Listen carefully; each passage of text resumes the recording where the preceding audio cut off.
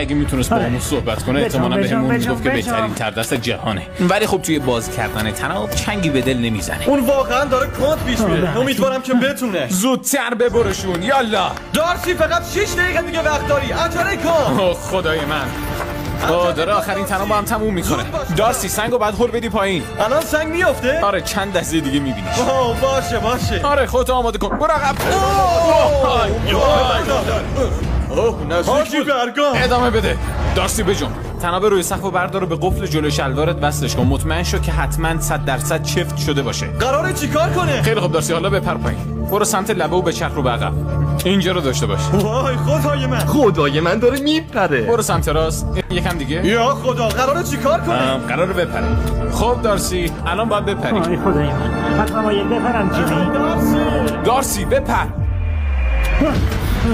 وای خدای من.